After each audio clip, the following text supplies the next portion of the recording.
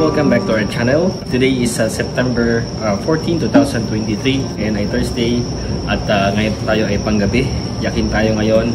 Graveyard shift tayo ngayon. Ayan, ganitong oras tayo pumasok. Alright, so samahan niyo ako sa ating vlog ngayon. Let's go. Okay, fast forward tayo. Last night ng mga trainees ngayon. So ito na yung last nila dito sa Kaisha na to, sa workplace na to. Hindi na sila babalik after this one. Naka-receive na ako actually ng gift, no? Dilata saka cup.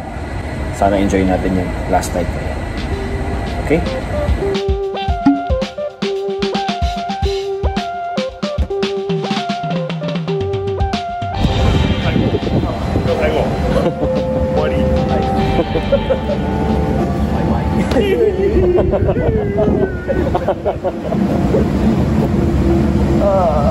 Today is our last day. Ay, hindi tayo nakapag-sashimi.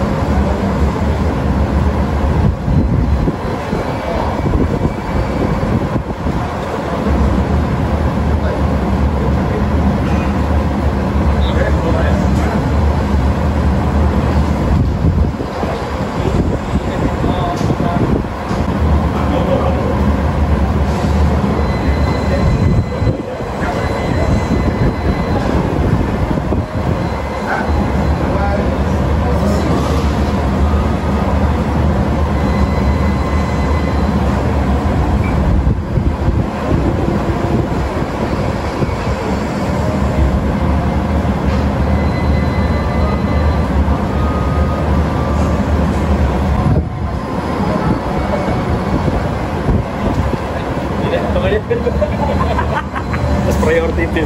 Kasi ito pa isa sa namimiss ng mga trainee. Sila kumakain, sila nagpapahinga. Yan. Isa ito sa mga mamimiss nyo. Diba? Ito yung locker nyo. Actually, hindi ko alam yung mga lakad niya. Ito, YTPI. YTPI.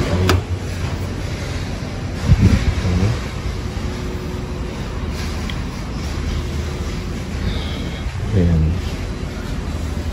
Ayan namang mamimiss ninyo. Okay, so ilang oras na lang ay matatapos na ang trabaho ng mga trainees dito. 1 hour na lang, tapos na talaga sila. I would like to congratulate yung mga training natin dito, hindi lang itong E-group, lahat, F, G, at pati na rin yung mga interpreter na nakasama natin dito, yung mga past interpreter like Queenie, sila Madam, si Sir Marlon, at iba pang mga nakasama natin dito. I would like to say thank you and congratulations sa atin dahil isa to sa naging mission accomplished natin ngayong taon and since last year.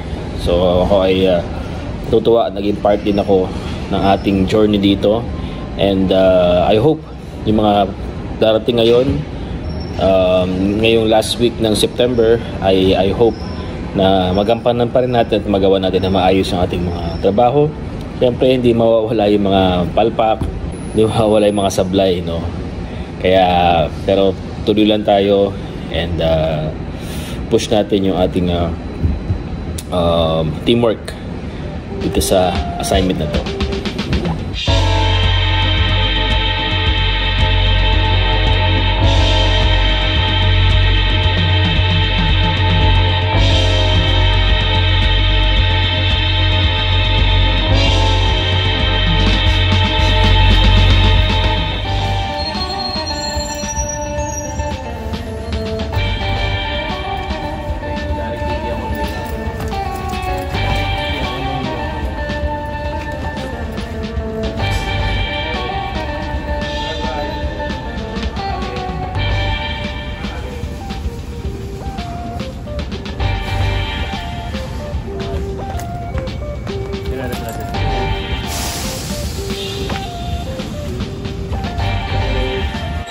Okay, so yun na nga at natapos na kanilang trabaho dito at nag-picture na sila doon sa mga gandang angle at magagandang lugar para mas ibang remembrance dito sa lugar na to.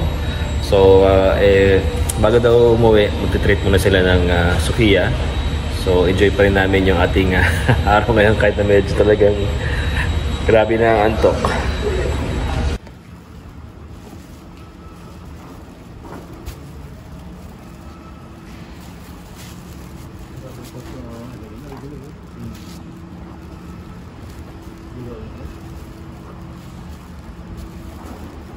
Parang walang camera.